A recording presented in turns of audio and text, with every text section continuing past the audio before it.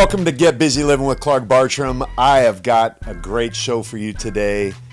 It's going to be inspiring. It's going to be encouraging. It will be uplifting, maybe a little bit controversial. I don't know where we're going to go with this, but all I know is this young man traveled all the way from Atlanta, Georgia, or in that area, Albany, Georgia, to be here with me today. We're going to find out all about this young man. King Randall, welcome, my brother. Thank you so much for showing up here today. Thank you for having me. It's good to see you. Good to just be in your presence. I'm glad to bring my spirit from Georgia, and I would love to get into this. Yes, sir. That's what I loved about you. So I invited King to come out here. I found out about you on social media through a mutual friend, Stacy Michaels. She said, you got to find out about this guy. You got to go follow him. She just kept blowing me up. And at first, I didn't, right? I was like, okay, I'll get around to it. But she just kept hitting me up. I said, I got to find out what this guy's all about. So I went in, and what I saw, I got to tell you, I was really impressed because we're on a similar mission. Yes, sir. I help old men. You help young men. Yes. And your shirt says, make men great again. That's what it's all about. It's what it's all about. And the reality is, you're starting with them when they're young. I catch them when they're older. And the reality in that is everyone wants to get better. Absolutely. I just believe in training our replacements. That's where I think a lot of our problems lie, because we don't, in my opinion, aim enough teaching at young men, especially from the older generation. I know there's a lot of talk about what they're not doing or what they don't know or how much trouble they're getting in, but nobody's actually like, oh, let me be consistent with them and not just give speeches at schools. Let me be consistent with them and not go talk to a kid and teach them how to tie a tie and put it on Instagram. No, this is consistent everyday stuff. My children, our students, they live with me. They live with me 24 hours, 7 days a week. That's what we do. That's true consistency for our children. Am I saying everybody has to do this? Absolutely not. What I'm saying is every man at least should be responsible for at least one child that's not his. And our communities would be in an entirely different fashion if every man believed and tried that. Man, right there, we could stay on that in and of itself. So we're going to unpack that a little bit here in a minute, but let's go back. And you have Life Prep Academy. So what is that exactly, and how did that start? Sure. This is the Life Preparatory School for boys. That's my baby. That opened August of 2022. This was birthed from the X for Boys program. This is our after-school program. I've taught boys how to change tires, change oil, change brakes, basic automotive repair. And also we've done general contracting, teaching how to paint houses, painting the insides of houses, changing toilets, or what have you. None of that to say that they could, go and make a career out of these things. These are just things that build confidence in young men. I learned how to do all these things growing up in a village with my grandfather, uncles, stepdad, the man across the street, the deacon that stayed behind our house. Everybody taught us and helped all the boys in the neighborhood. I learned how to lay bricks, paint cars, everything. So I had so much confidence growing up because I could build a house. I could do whatever I want. I know how to cook and everything. I can grow my own food, you name it. So of course I walk with a different swagger because I know how to do stuff. But boys who, are, I say, stagnant, boys who are not academically inclined or even athletically inclined, they're just kind of just in that middle area making decent grades and they're just living. They don't have anything to amount to. You give them some confidence, then they start moving differently. They start walking and talking differently and teaching them how to read and different things like that. The X for Boys program started out of my house. I started it in my dining room. I had 20 boys for the summer of 2019. And those boys in my house learned how to read. I fed them every day, all this stuff. And most of it was community funded. And most of it also was funded from my pockets. Before I went viral, before there was any new emerging king on social media, I was funding this stuff with my younger brother who's here in the room by cutting hair, fixing cars, working on houses. This is what we did to fund the program, especially after COVID happened. And that's when I started boarding kids. But, we could get into it, of course. But that's where the program started, out of my house. And it was just from an idea that I had after one of my classmates got sentenced to 30 years in prison for hiding a weapon in a murder that he wasn't even located at. So all of those things that you mentioned can be jobs, right? Vocations. They can be careers. I went to a vocational high school, and while you're talking, I'm thinking of the training I got in sheet metal class and all of these skills that we learn with our hands. Right. And that's what you're teaching these young men. And I appreciate the hell out of that. So what is it, a calling? Is it something that you went through in your life? What was it that made King Randall wake up one day and go, I'm going to get a bunch of these young men, put them in my house, in my dining room, teach them these trades that I learned from the village that I was raised up in, because you saw the value in the village. Right. That's a tagline right there. There's a value in a village. Value in the village. Most of our young men, once I saw the things that they didn't know how to do, and from them coming to my home every day, and these children were in different grades, their ages 11 to 17, and then discovering that they can't read and write, I'm like, well, who's passing you guys through school? This is absolute nonsense. I'm like, there's no way that you children are at school every day and you cannot read and write. Who's passing you through school? There's no way you're able to pass a test. You can't read. There's no way you're able to write anything. So this is in a mainly black community, because Albany is high crime rate, high murder rate, poverty. We lead in everything bad. Leading everything bad. We lead in everything bad, being honest. And it's 77% African American. And so for us to complain, about what's happening, from, the white man or whatever like that, I'm like, well, our city's ran by black people. Of course, we have a white mayor now, but we've had a black mayor for quite some time. He just got elected, a couple years ago. But other than that, we've had all black commissioners, black chief of police. Everybody's black. All the judges. There was still stuff going all on. The judges are black. Everybody's black. So it's not like wasn't the white man holding anyone down. No, I don't feel like that anymore. I'm just like, back when Dr. King did come to Albany and stuff like that, yes, that was a time and place for that, but the systems have been in place for so long, that I believe were, designed like that for kids to continue failing. And that's what I believe the school system is designed for. I tried a partnership with our local school system to try and help our boys, and that, was blown up, and it was obliterated. And I decided to end, negotiations with our school system. But, I feel like my calling is to end up eradicating our local school system in our hometown. I do not want to see it. I wish for it to go. I don't believe that they are truly trying to serve the children as they should be. Yeah, they have little glamour things like giving them laptops and maybe highlighting this one kid who has all A's. Well, let's go pull our seniors out of class and see how many of them can actually read. See how many of them can actually write. See how many of them can actually hold a conversation. This is not happening, and especially the nonsense that's going on in schools today. They just gave them all Apple computers, and now they're just airdropping nude porn videos all around school all day, and fighting and this complete nonsense at schools. And I go to the schools all the time for my students. I went to the school the other day for one of my kids because they were saying that another student was harassing them, and she was trying not to put her hands on her or anything like that. And I was talking to her, I'm just like, keep your bearing, calm down, and just keep telling on her. And finally, the girl came and struck her, and she, beat the girl up, obviously, but both of them had to get sent home. And of course, I went and advocated. I'm just like, well, we've been telling you guys about this for 2 weeks. The day the fight happened, I went to the school and talked to the administrator. I said, can we please have a sit down with the student and her parents, my student and us?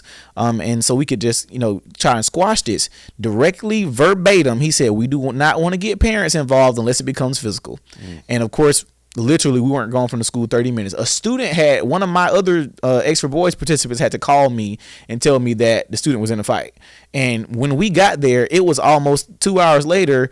They didn't even know we were already at the school. And they were like, okay, call her parents. And we were like, we're already here. Like, you were waiting this long and didn't even allow her to call home and tell what had happened. They wouldn't let her use the phone or anything. So it's just the way the school system is looking nowadays. There are great teachers there. There are great teachers that are supporters of mine in the closet, because obviously they can't say anything publicly because of what happened with us in our local school system. But I am firm in what I say. I do believe that our local school system should be eradicated. And I've already said I have to come some type of gazillionaire or whatever like that to make these things happen. But it will. I have my eyeballs on the land that I want to purchase, and I want every boy and every girl in that school system to get out of it so we can create a new Mecca and create a new place for our replacements, because our boys and girls do need to become successful, and they won't be successful in our local school systems and only going to college. Absolutely not. It's going to happen. I can see it. I can see the conviction in you. The Bible says the eyes are the window to the soul. As I look into your eyes, you're a good looking man, by the way. You're handsome too. Really handsome. But you can see it. You can see the conviction.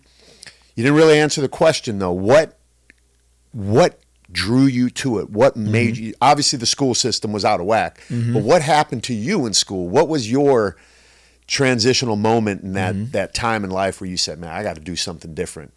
Did you have a bad experience or? So I don't tell this story on every show, but whenever I feel convicted to tell it, I tell it. Okay. When I was about 3 or 4 years old. I was riding in the car with my grandmother. I'll never forget it. She just picked me up from daycare. And as a kid, you only remember, like, from that age, you only remember like significant events, like going to Disney World or somebody passing away. I only remember two things from around when I was about 3 or 4, only two. Is this conversation I had with my grandmother and my aunt who was killed in Detroit. And the reason I remember that is because we drove to Detroit and there was snow, and it was my first time seeing snow. I remember that ride vividly. But this conversation I had with my grandmother, I was in a gray car seat. I never forget it. She had her 1994 Lexus she had at the time or whatever, and we were on South Madison Street in Albany, Georgia, and we came to a stop sign. And I asked my grandmother, did she know how it was to have butterflies in her stomach, like something was about to happen? And she said, yeah, of course. I know how that is. She said that I told her out of my mouth that I was here to finish what Dr. King started. And she like kind of paused. And I remember this conversation, and she kind of paused and was like, what do you even know about Dr. King? And I told her, now I'm just like, well, maybe we watched a Dr. King video or something like that. I'm like, I don't know what happened. I don't know why I told you that. But ever since then, my grandmother's a really spiritual person. She's a super Christian. And ever since, my entire life growing up, she never let me forget. I don't care what I was going to do. I went to culinary school, became a chef, everything. I went to Marines. In all of my boot camp letters and in culinary school, whatever, she's always like, don't forget what you're here to do. You can go do all this stuff, but don't forget what God told you to do. I didn't tell you to do this. This is what you told me out of your mouth that God told you, and I never forgot it. So I got home from boot camp. And I just felt convicted. I'm just like, what did this guy start? I'm just like, I don't understand. Like, I didn't get what it was. I started doing Dr. King research. I'm reading all his books. I was in Atlanta at the time, so I was trying to figure out what was happening. I'm going to the landmarks. I'm doing the Dr. King tours. I'm like, what is happening? I'm like, I don't understand what it was that he started that he didn't finish. And as I was moving through the museum, I'll never forget it. I went to this room in the museum that has the carriage that carried his casket through Atlanta when he died. And in that room, they have the walls plastered with newspaper articles, front page news articles from when he was killed. And I'll never forget the newspaper that was it. The newspaper was from the Pittsburgh Courier, April 20th, 1968. And it said, will a new king emerge? And if you look at all of my social media handles, etc., they all say new emerging king. And from then on, I knew that I was here to train our replacements, because that's what Dr. King did get a chance to do. Wow. So is King your birth name? Yes. That right there. Okay. So that's almost prophecy in a way of what it is that you were called to do. Your parents knew before you knew. And maybe they didn't know how they knew. It was just something that was put in them. And they said, what are we going to name our son? We're going to name our son King. Yep. I'm about to cry, bro. Don't cry. No, don't cry. So let me go back. I'm looking at these young men here that you brought, your younger brother and another friend. You talked about when kids are in school, they don't even know how to communicate. I'm going to tell you that communication skills from these young men and whatever you're pouring into them, or if they just have it innately, is impressive. I grew up saying yes sir, no sir, and it was drilled into me. I to the day my dad died, it was yes sir, no sir, and that has gotten me so far in life. You need to understand this. It's gotten me so far in life. Other people, no, all of this. Even if someone doesn't say it to you, they're recognizing that and they're appreciating that and they're respecting that. So I'm going to tell you right now, continue to do that. It will take you further than you could ever imagine. 2 things my dad taught me that I'll remember forever. Keep your fingernails clean and trimmed, and yes sir, no sir. I don't care who they are. And my wife and I disagree on using that. It sounds so... Man, I'm telling you what. It takes you far. It takes you a lot of places. I spoke at an event last Saturday, and it was to a group of older people. And they were asking me, what can they do to help, a lot of the younger generation. And I explained to them at their churches and things that they should have etiquette class. Etiquette, and people think when you say etiquette, it's just dinner, dinner etiquette. I'm like, no, I mean, like, excuse me, Yes, sir. No, sir. How do you introduce somebody? Shaking your hand. How do you walk? What do you wear to this certain event? How do you wear this suit? There's an alarm. But yeah, how do you wear this suit? What do you do, when you go this place? What do you do when you go here? What do you do when somebody says this? Like, these types of small etiquette skills are so important, and I think they would eliminate a lot of our problems. Even smiling. I think smiling is such a lost art amongst our boys, and I tell them all the time, they have this little natural just meme mug they do now, and I smile everywhere I go. It just makes you seem approachable. And I told them, as a man, you smile at another man to let him know that you're approachable, that there's no threat here. And I told them, I'm like, you come up to me with that meme mug, I'm going to think you want to fight. I'm like, I'm going to think that there's a imminent danger here, and you're walking to me looking with a meme mug. But if I smile and I let you know that, hey, I'm, this is friendly, then it's okay. I can let my guard down.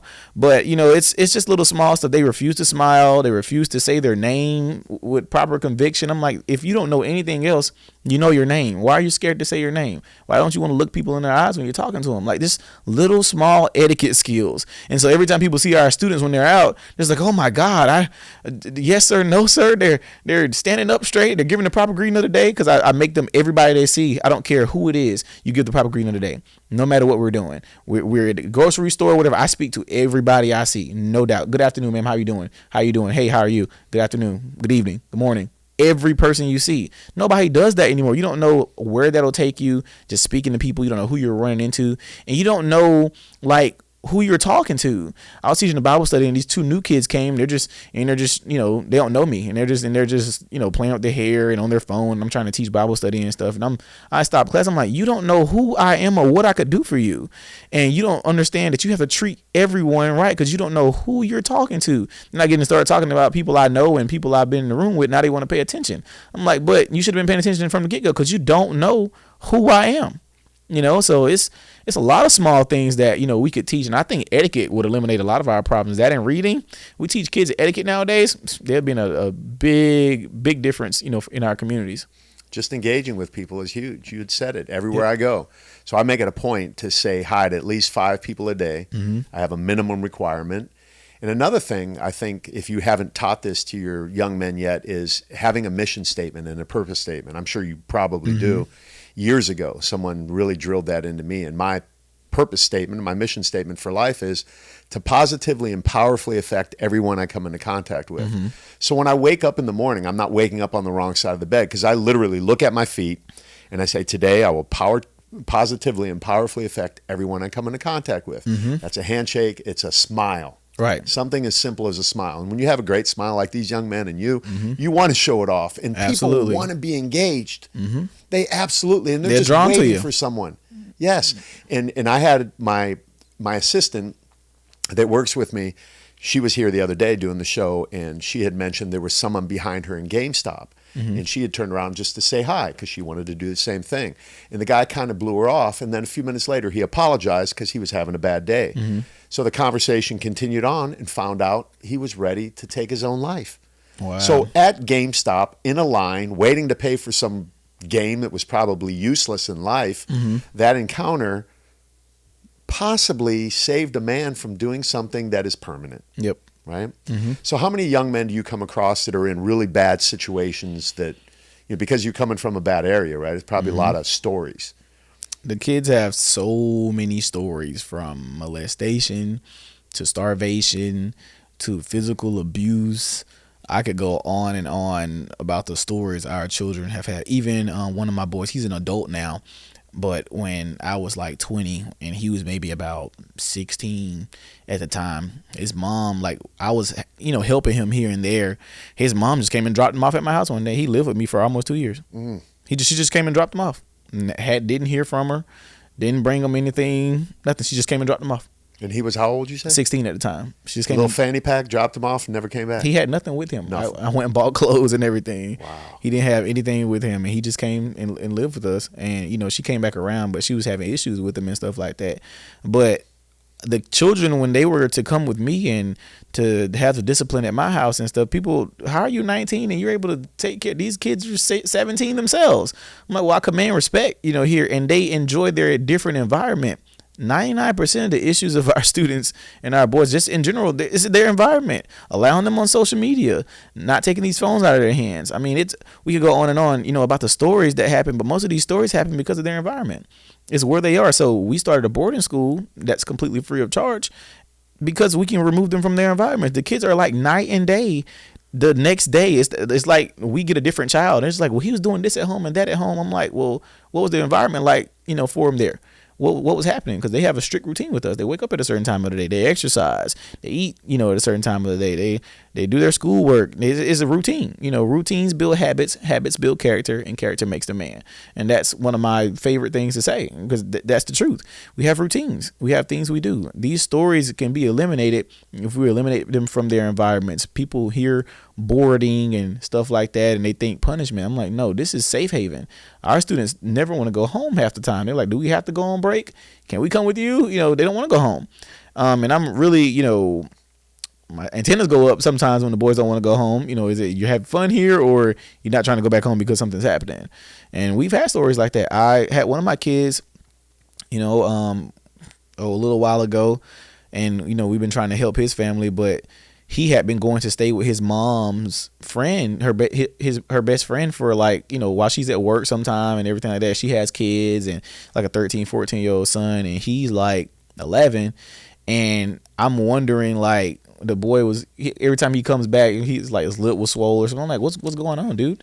I'm like, what's happening? And he just like, every time I get in trouble, she let him whoop me like that. And I'm like, okay, but he's a kid. Like, what are you talking about? Like that, he's just a kid.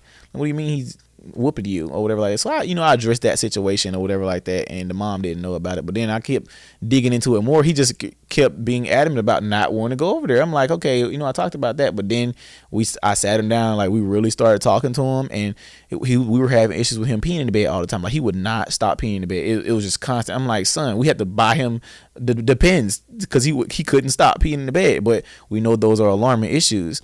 And even with the pee, like it was so strong, it would fill up the hallways of the school. Like it was so strong. I'm like, son, all you drink is water here. I'm like, why is this social? Because we had other students pee in the bed, but when he peed, like it was like a special smell. But that was like alarming. So we finally started talking to him. Come to find out that this boy that he was, calling, the mom was letting him whoop him. His mom's friend's son was molesting him. 14 years old. That smell is trauma. Mm-hmm. It's fear. Yep. It's anxiety. It's all of that, man. So this has got to be an expensive proposition. We're going to take a break for a second here. And when we come back, we're going to find out how King funds this whole operation and how you can help out.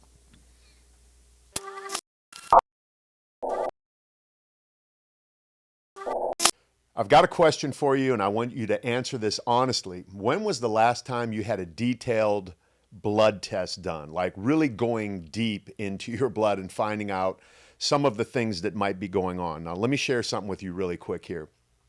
I coach men, right? I coach men all around the world. And the number one thing I hear from men when I ask them, when was the last time you had your blood work done is, I don't know, 4 or 5 years. Listen, the older we get, the more important it is for us to find out what can only be found out in our blood. So I've made an opportunity for you to get a detailed blood panel through a relationship that I have with a company called Merrick Health. Now, I've vetted these people out for you. I use it myself. Matter of fact, I just went this morning and had my blood tested. Got the little prick right there in my vein.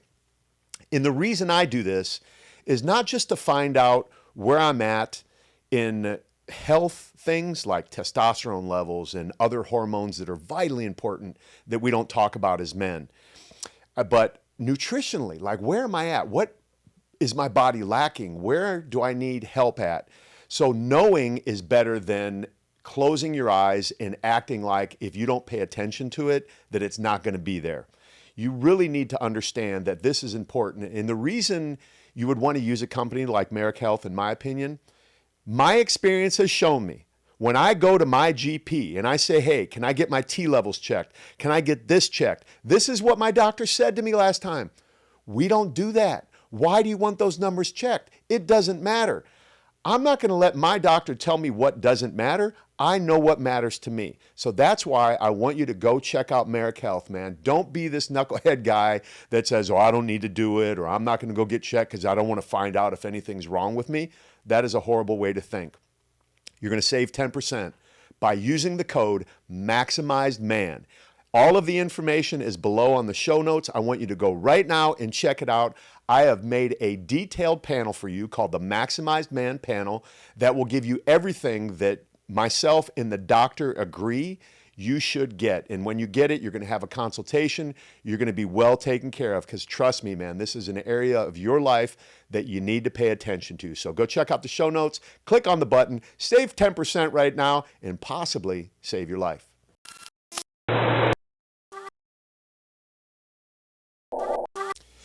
So how many boys are in your school right now? 9 boys in the school, and in the after school program, we have about 45 to 50. Okay, so on average, what does this cost you a month to fund this thing? We're definitely in 5 figures.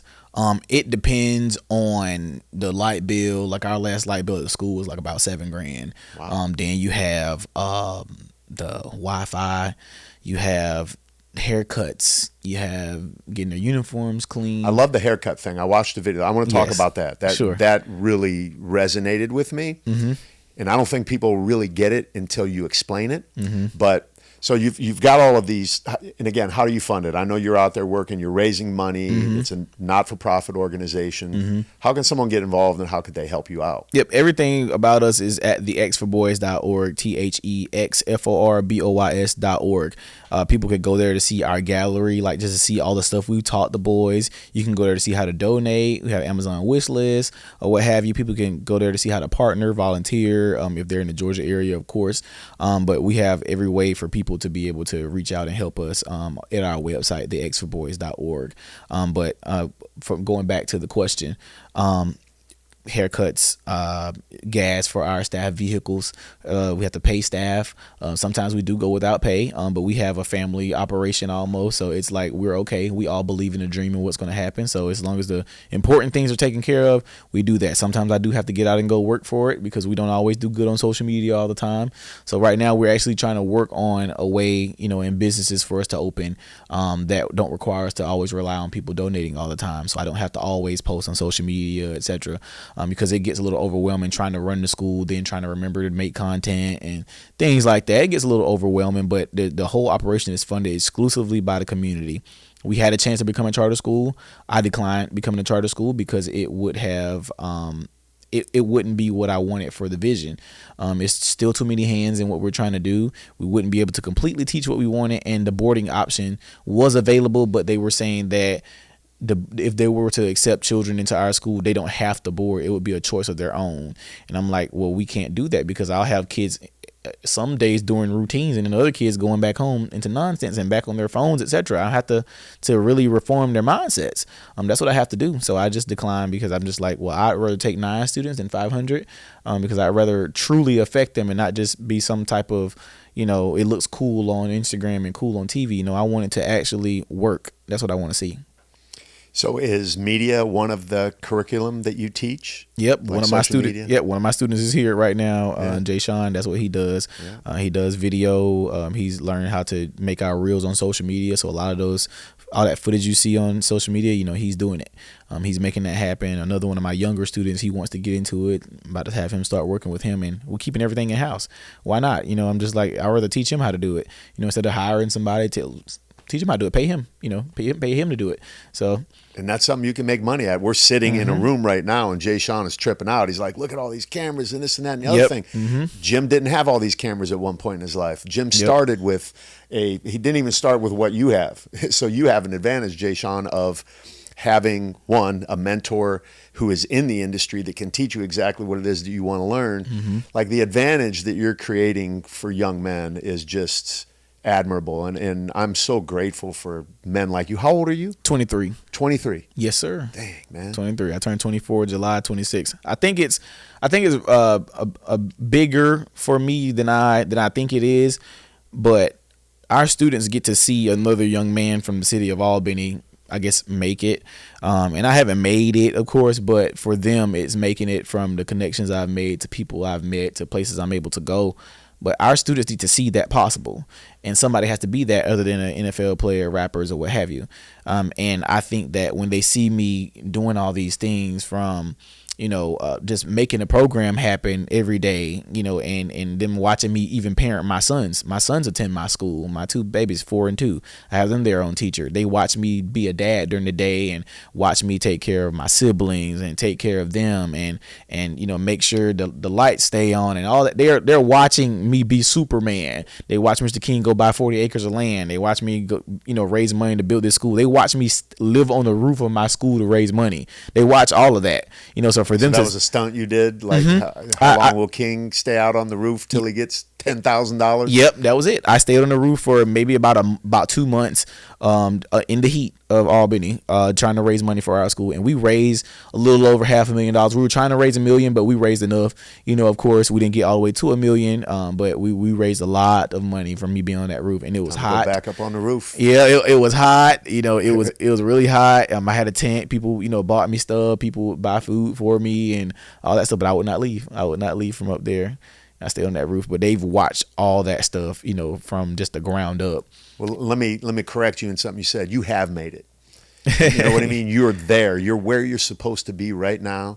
Right. And your younger brother's over here looking at you all proud. Look at it. He made it. He's with Batman, bro. He's with Batman right with now. The Batman. So this, I just want to edify you a little bit in front of these young men here, because it's important to understand. Like, I respect, he's 23. I'm nearly 60. And the respect that I have for this man right here is growing with every word that comes out of his mouth. So you guys just need to dig your feet in. And as many distractions there are in this world, stay focused. Keep your blinders on. Keep following the lead, because I am watching. I'm an observer. And to see how you guys interact together only shows me his commitment and love for you. And whenever it gets hard, whenever you get pissed off and all this stuff happens in life, when he requires something out of you that you're not ready to do, that's his calling. That's his purpose. He said, I'm replacing myself with somebody better. My biggest goal in life is when I have a coaching client, I want them to look better than me. I want them to act better than me. So with all of his teachings and what he's bringing you, it should piss you off. It should rub you the wrong way, because if it ain't, then he ain't pushing you hard enough. But I already know he is. Yep. So I just wanted to take that little sideline there and let you know, man, look, this doesn't happen all the time. You don't get to jump on an airplane. You ever been to San Diego before? You ever been out of Albany? Yes. Okay. Where you been? With him? Yeah. New Jersey. Okay. California. There you go. Yep. There you First go. plane rides and everything. There you A go. lot of my students, first plane rides with me. First time going to California with me. First time to Texas with me. Cincinnati, you name it. Everywhere we've gone with me for the first time, and they've watched it all. See, that's on another level. Just that right there. You take a student out every month and you go do this and you're doing it. I'm preaching to the choir here, but I thought it was important to kind of to do that, because oftentimes in leadership roles we don't get that. Oh yeah. It's important that we do, because I just want to lift you up. I want you to leave here encouraged and fired up. So the haircuts, I saw on your social media, because I went through and watched a lot of your stuff, and again, very impressive. But I love the haircut thing. Talk about that for a second. So most people think, well, a lot of people in the black community think it's like a respectability thing. They call it trying to appease white people or whatever like that. I'm like, haircuts have nothing to do with how we look at all. Haircuts have everything to do with safety and defense. I know a lot of people think that nothing could ever happen to them. The first day a man tries to beat me or try and fight me and he has hair is the day I will annihilate him, because I will destroy him by your hair. I can control you. People think fights are fair. Fights are not fair. If you and I get in a fight right now, I'm using everything within arm's reach to destroy you, because that's how it's supposed to be or whatever. But you can't do anything with my head because I don't have any hair, or a low haircut. But people think I'm like, it's so many styles with low haircuts. Only student, he has locks, but I told them, when the school started, if the only way they could keep their hair is they have bona fide locks, and he had bona fide locks, so of course that's why he kept the locks in his hair. But other than that, all of my other students have low haircuts. It has nothing to do with, respectability or anything like that. They have low haircuts for safety, and so many other things we do for safety, like making sure they never wear slides outside. It's a lot of small things we do, because what can you do with slides on? You can't do anything with slides on. Those are for in the house. Why do you have on slides outside? You can't run, you can't fight, you can't defend yourself, you can't defend your woman, you can't defend your community in slides. So there's a certain reason why I wear boots all the time, and you always got on boots, because anything could happen. I might have to stump somebody's face in, but that's life. Or I might have to run, or I might have to protect somebody or do anything. I'm constantly thinking about what could happen, and people don't even realize as a man, like even at home, you ever just lay in the bed with your wife and you just like, what if somebody breaks in right now? Like, what do I grab? What do I do? Like, it's just I can't help it. I cannot help but think of what can I do to protect. Even when I'm sitting on the plane, okay, I'm just looking at who's sitting beside me. I'm like, oh, she's big enough. And if somebody were just, hey, we need to, like just little, I'm thinking of what all possible scenarios. And that's one I'm going to eliminate for myself, cutting the hair. Even the beard. I had a beard. I was growing it or whatever, and I was all cool with it. I had a little haircut, and one day me and my students get into a little tussle, and he pulled me by my beard, and I couldn't do anything. He pulled me by my beard. No more beard. Bye. No more beard. Like it's just stuff like that. You will not control it. So I'll grow it, but it won't be long enough for you to grab. It's again little stuff like that. No loose garments or anything like that. It's just, I don't know. It's all about safety for me. I'm thinking of safety all the time. It's something my grandfather taught.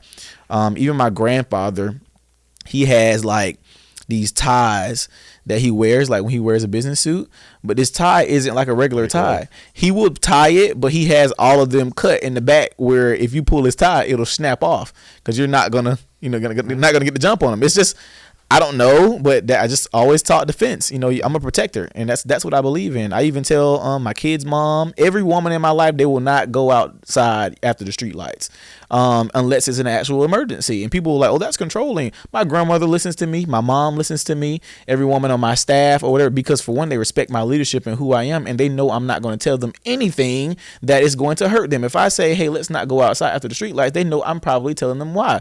Ask them, especially in Albany. Yes. Ask them, do any of them put gas in their car? No.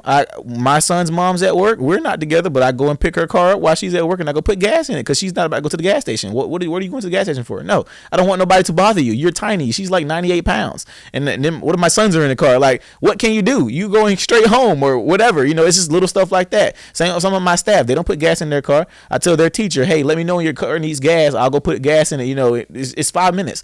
Go, like literally just little stuff like that. But that's why they all respect my leadership. It's not about control or anything. It's about just being who you are. And they'll listen, because you're not going to tell them anything that's going to hurt them, and they see that you're leading. They see that you're doing what you're supposed to do. They see that I wake up at 4:00 in the morning and go work out and take care of business and make sure the lights stay on and all that stuff. So they respect me. So if I ask, my mom, hey, Mom, can you make me something to eat? Yeah, Mom's gonna make me something to eat. I'll ask one of my staff, hey, can y'all go grab me something? Yeah, they'll do it without question, because we have a relationship like that. That's what it's supposed to be as a man. You're supposed to be able to maneuver like that. Even my younger brother, they listen to him too, because of how he leads. He's 17, but because of how he leads, because of what he's watched me do, because of how I've raised him, they listen to him because they know like he's not going to tell them anything that's going to hurt them. And sometimes in regards to safety, as men, we think of things that other people just don't think of. And I'm just like, listen, I didn't tell you that because I was trying to be rude or trying to control you or anything. I told you that because I don't think that was safe.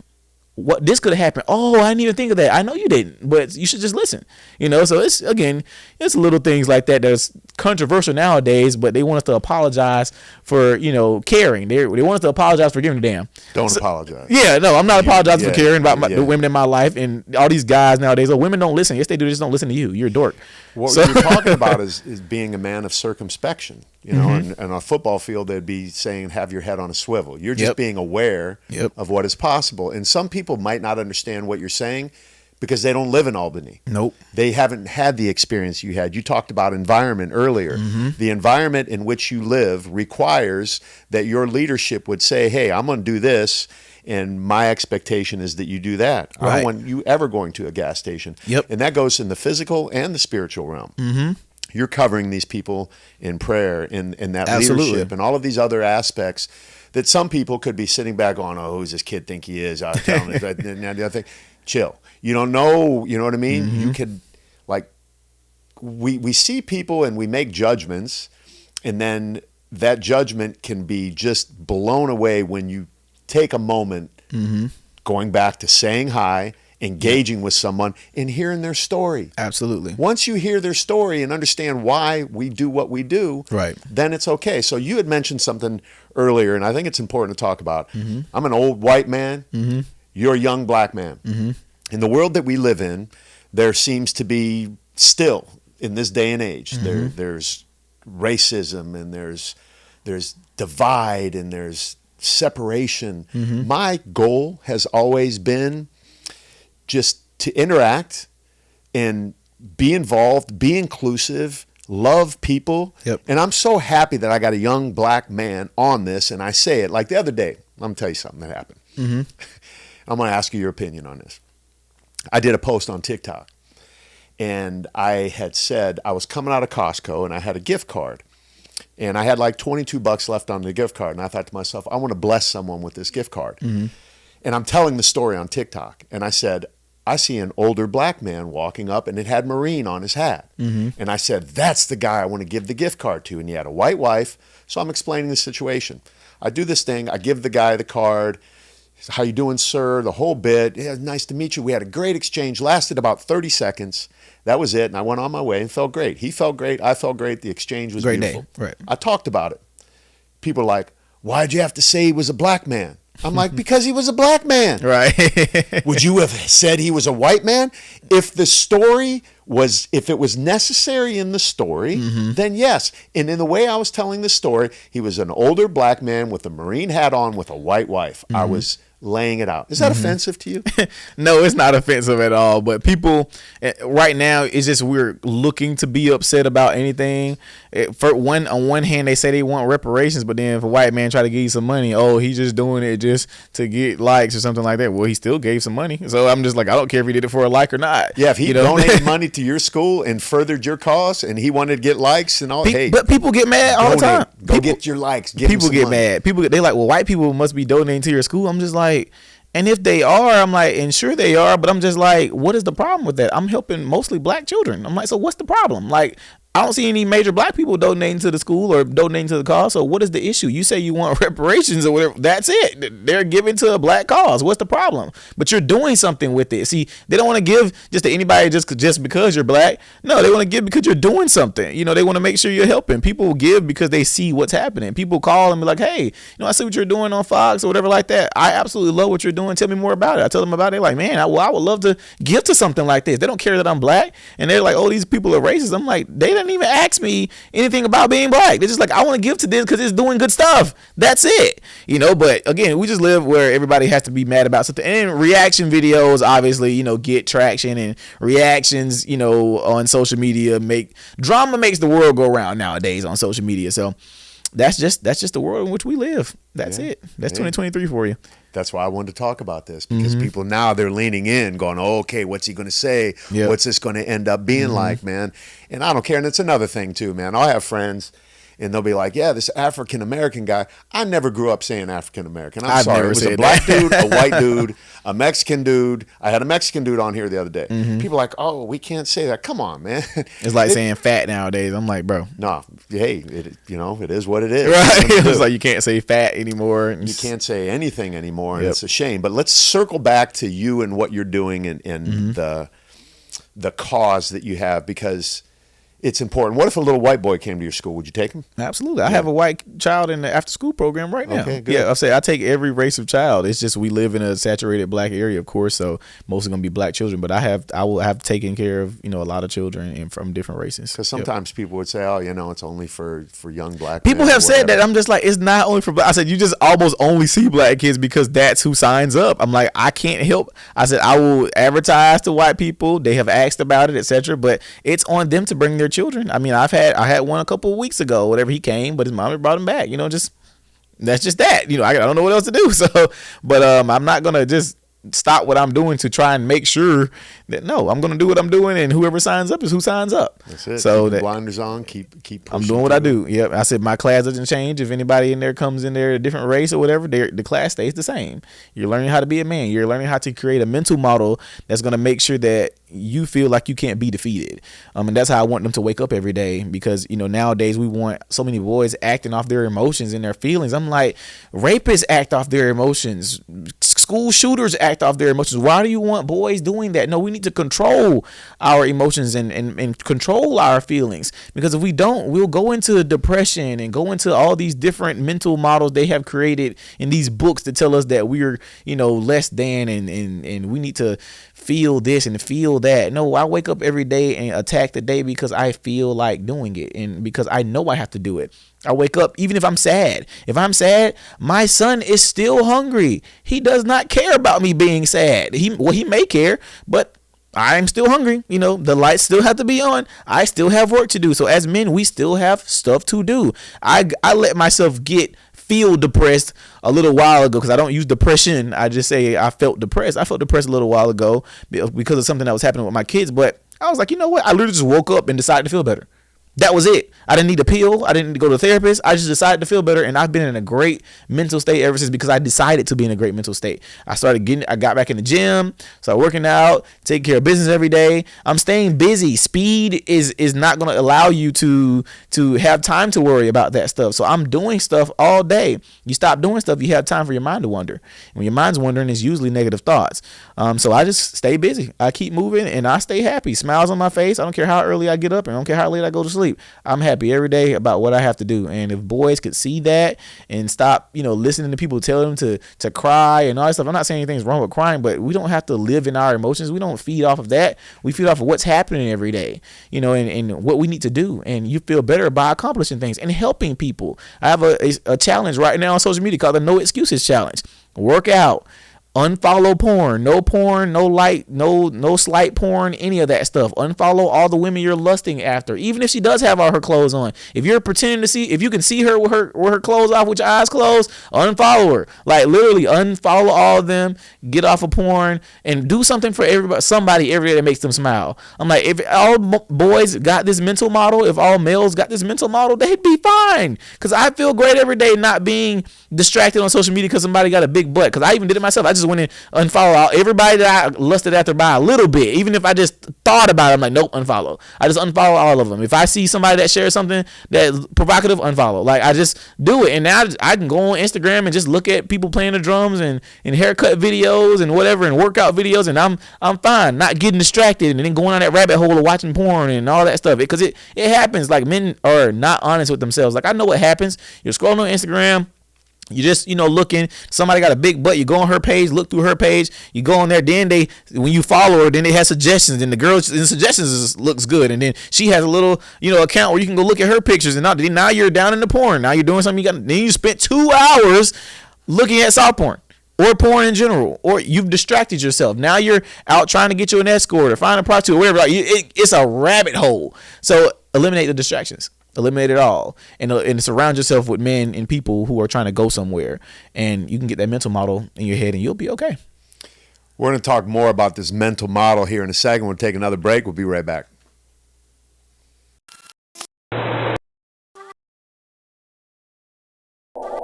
The number one thing I think that has helped me stay lean at 59 years old is being prepared with my food. I always hear guys say, when I ask them the question, what did you eat today? Well, I had to run through a drive-through. I didn't have anything to eat. I travel a lot, so I don't get good food. Icon Meals has been the thing that has saved my life and so many of my friends when it comes to anything as far as having your meals prepped. They taste good, they show up fast, and you can save 10% right now by using the code Clark. Trust me, I want you to head over to iconmeals.com. Check out all of the beautiful menus. They have the bulk box. They have the lean box. They have the keto box. They have something for everybody. If you're a vegan, you could go on and custom order the food that you want. You can custom order the amount of protein, the amount of carbohydrates, custom make a box or have them send one for you. Once again, use the code Clark, go to Icon Meals right now, save 10% and get free shipping.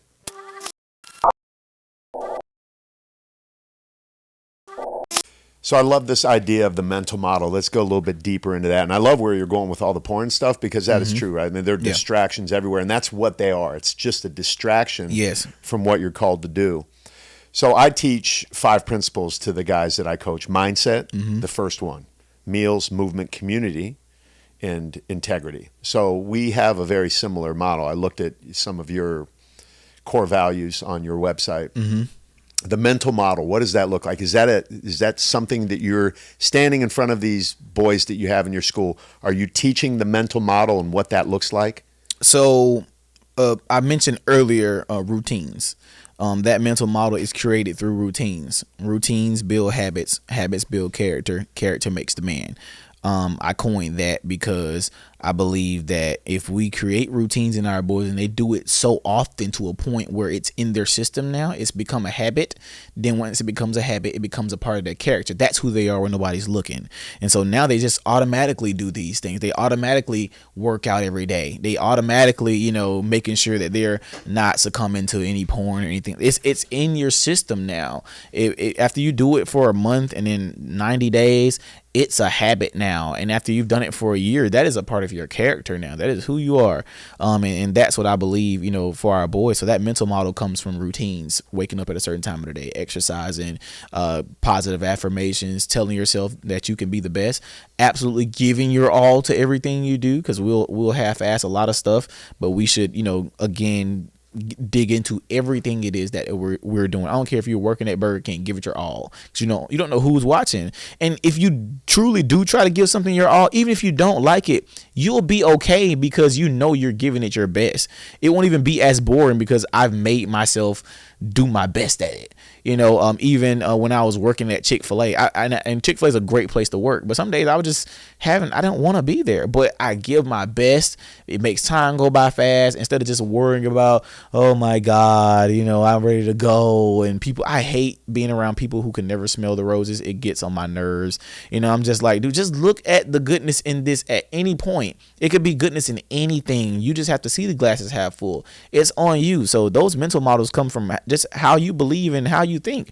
And I think that I can't be defeated. I think that I'm going to wake up every day happy. I know, and I am for sure that I am happy no matter what happens. Even if I got to go home and the flight gets canceled. Oh, good thing the flight got canceled. God might have been stopping a plane crash. Like, I make up anything to keep it happy. I promise you. Like, unless it's just too much, which rarely happens, I think of anything that makes it positive. Like if the power shut out, oh well, I may have been saying something that God didn't want to hear, or God didn't want people to hear or something. Like, I just make up anything positive to think. The glass is always half full, and that's what I want our boys to see. The glass is always half full. We don't have time for negativity. If people are around you and always negative and don't have anything good to say or can't lift you up at all, get rid of them. Get those people out your circle.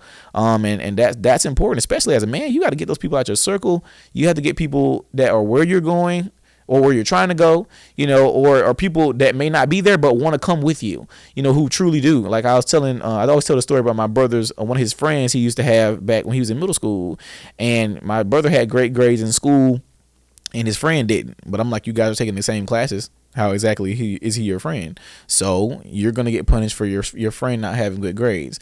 And of course, either the friend brought his grades up or he's not your friend no more. One of the two. But he's either going to want to come up with you or he's going to stay down there, and you're going to leave him. But that's what's going to happen. We cannot afford to have those people in our circle that's going to waste our time with us trying to bring them up. We have stuff to do. We have places to be. And if you're not coming, it's time for you to go. Those are like small principles in that mental model, that we're creating. Those are things granddad taught, uncle taught, whatever. Those are things that are so simple and so easy that we've lost. And that's why our men look the way they do today. That was your village, what your village taught you. Now you're taking all those teachings and moving on. I saw that on your social media. And again, that's one of those things that someone could look at and go, oh my gosh, that's so extreme. He made him get rid of his friend who had low grades. What people don't understand is everybody's an influencer. Yep. You're either the influencer or you're being influenced. Absolutely. So a lot of what you had mentioned about social media is that if you're getting distracted by porn, if you're getting distracted by anything that's not causing you to go to the next level and be a better version of yourselves. You know, it's okay to take a break every once in a while, but not if it's going to pull you back. Right. And I'm the same way. If there's anyone in my life, and it took me to 60 years old to really be adamant about this, but if you're not providing value to my life, I don't need you anymore. And I'm not going to make any excuses about it. I'm not going to be ashamed or afraid or embarrassed to say it. I just don't need you. You were in my life for a season. That season's over with. That chapter's closed. I'm done. I'm moving on. No harm, no foul. Don't hate you, but I don't need you. Right. You know? Absolutely. So what does your day look like, King? What is it? You wake up in the morning. Is it a pretty structured day, or are you out fundraising one day, or what's a day-to-day? My days are usually the same every day. Now what happens in between those days, like I have like checking the PO box or whatever, but I'll just go through the whole day. So I wake up at 4. And the reason I've started waking up a little bit earlier than 4:30 is because I do jiu-jitsu training and boxing. So on Tuesdays and Thursdays I do boxing, and Monday, Wednesday, and Friday I do jiu-jitsu. Jiu-jitsu is no striking, so that's why I do boxing also. But I wake up at 4, I go to the gym first, then I'll go jiu-jitsu, then I'll go do boxing. Depends on which day it is, obviously. Then after that, I go take a shower, get myself together, drink some muscle milk. Woohoo. Drink some muscle milk, and I get my day started. I go get my younger brother and my younger sister ready for school. Well, they get themselves ready for school, and I pick them up, go take them to breakfast, go drop them off at school. Then I go get my sons from their mom for school. I take them to school. I wait for my students to get there, usually in the morning time, after they kind of do their morning routines and things like that with the staff that's there with them. Then they get to the office building where we're doing school at right now. They get there.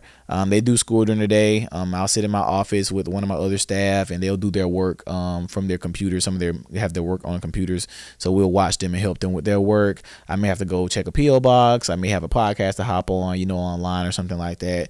I may have some errands to run, go pay some bills or whatever like that. Go check the PO box, go to the bank. Just like little stuff like that, of course. That usually ends around about 2 or 3 o'clock. I'll go grab some lunch. The students will eat lunch.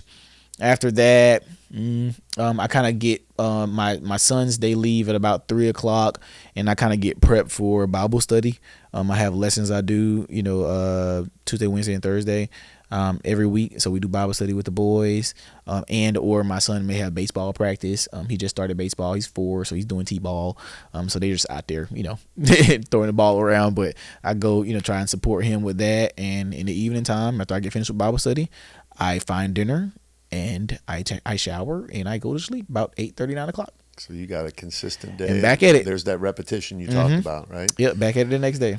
So what are some of the frustrations you have with what you do? Like if you were being really raw, really honest, and you're just like, and you're having a bad day, what would it be? Moms make it really hard for me to do my job because some of them don't realize that they're hindering their son sometimes. So they're bringing their son to you, and then they're saying, hey, King, take care of my boy for the day at the school. Then they come pick him up, and little whoever says something to mom, then mom comes back in, and it's not that. Sometimes moms don't want to listen. They don't want to help me when they have their children at home. They don't emphasize what's happening at school. I'm like, listen, they're making their beds here. They're cleaning up here. When they come home for break, they need to make sure they're cleaning up there. They shouldn't be playing video games all day. They shouldn't be. No, you should be structuring them at home too, or them not believing that their children act like them. At one of my boys, I had to tell his mom, like, he's acting like, Mom, look at the face you're making. He does the same thing. I'm like, he's acting just like you. He's acting out what he's seeing. Some of them listen. Most of them don't. Nature nurture. Right. Or even sometimes I have parents, they'll bring their kid to me, early on, and when they feel like he's changed enough, they'll take him away after a month. Then 3 months later, I get this random phone call. Hey, King, this is, so-and-so's mom, and he's back doing this. I'm like, well, I haven't seen him in like 3 months. What do you think he's going to do? I'm like, this is not a one-stop shop. Or if it doesn't happen fast enough for them, I'm like, it took your son 15 years to get this way, and he's not going to change in a month or two. You have to bring him consistently. You have to bring him every Bible study, every field trip we do, every workshop. You have to bring him all the time. I'm like, it has to be a consistent thing for it to become, a part of their routine and a part of their habits. It's not going to happen one time. Moms want to, can you come talk to my son? No, I cannot. Can you bring him to Bible study? Can you bring him consistently? Well, I'm not coming to talk to him because my talk is going to do nothing for him. Nothing. It's not going to do anything real for him. He might feel better for a day. He might feel better for a week. But he's still in this environment. You're still not giving him any other enrichment. And you're working all day. Why aren't you making arrangements for him to come, where we are? Somebody somewhere. We have a parent group. People are carpool and everything. Like, you have to meet me in the middle too. People want me to pick up the kids and drop them off at home and still make sure I got my kids squared away and knowing I'm running the school. I'm like, why don't y'all make that real intervention for your children? It's free. I don't charge a dime. We feed them. We take them on field trips. They get fed every time they come to after school. That's dinner. You didn't have to feed them. My word, can you just please get them there? That's it. It gets tough with them sometimes because they don't want to be consistent with their sons, but then they wonder why their sons are the way they are. I'm like, well, it's because of you. There's that word again, consistency, which is repetition, right? It's the same thing over and over. Yep. So we're going to wrap this up here in a few minutes. Is the city of Albany helping you out, or are they?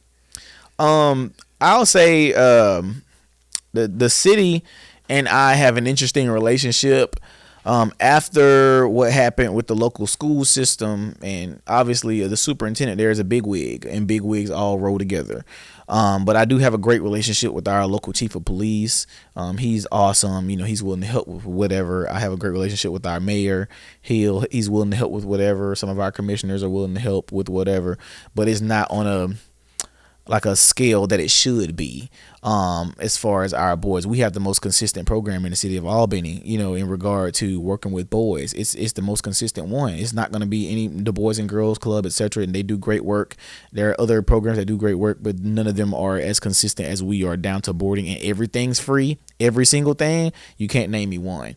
And I'm not sure, why we don't have, the true community together, behind our program. But there have been a few things people, say stuff online, once you get popular, people make up stuff about you and all that stuff. So of course, hometown hate, all that stuff. I mean, the normal people there support. We have a lot of teachers that support. We have churches that support, here and there. So it's like a 75-25 thing. Like 75% of the city is behind us, but that 25% is a strong 25% from some of the pastors. Like after the school system thing happened, like the biggest black pastor in Albany, and he and some of his cronies had this little backroom meeting with me, basically telling me I need to be quiet and I need to slow down and stop doing what I'm doing. I need to take a break and all that stuff like that. And had another meeting with some other leaders trying to basically tell me if I stayed in good with them and I wouldn't have to worry about anything type meeting.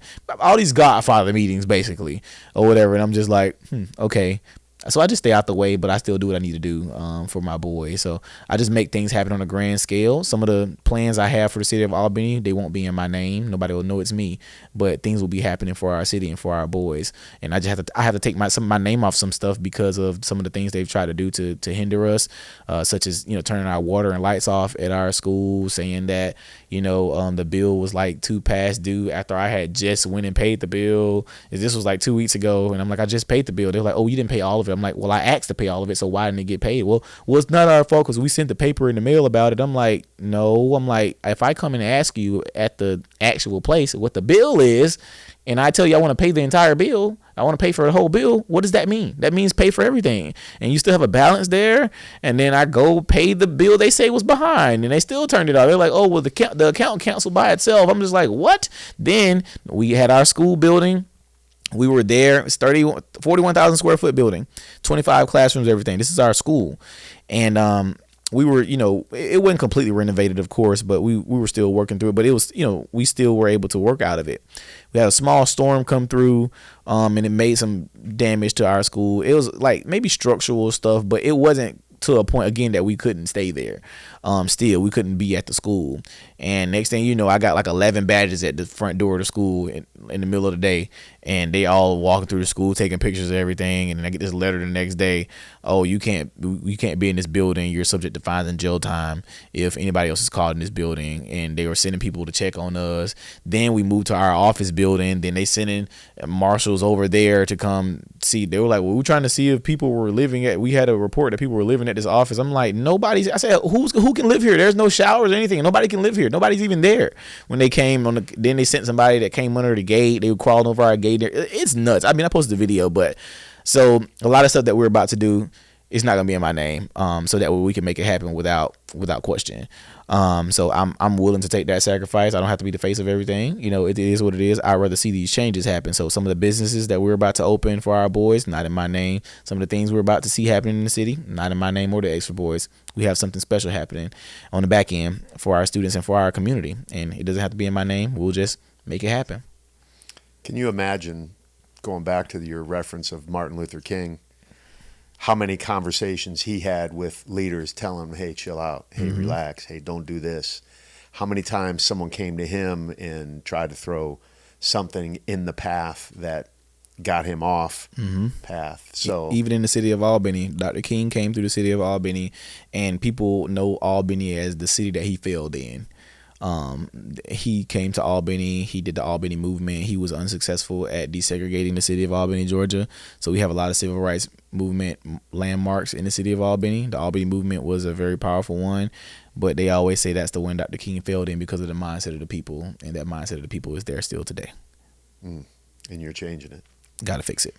One little boy at a time. One boy at a time. That's the only way it's going to change. I always say, people always, oh, you're so cool at 23. I'm like, wait till you see my brother turn 23. He's going to be a beast. It's going to be unstoppable. Wait till you see those students turn 23. Unstoppable. Brother, you're impressive, man. Thank you. I'm so grateful that you flew out here and you enlightened me and encouraged me to do more. And I'm not a little black boy.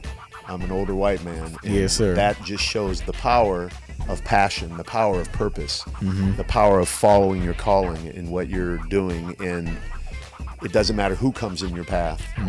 You're going to shine that light like you're doing right now. Absolutely. Tell everyone your social media so they can follow you.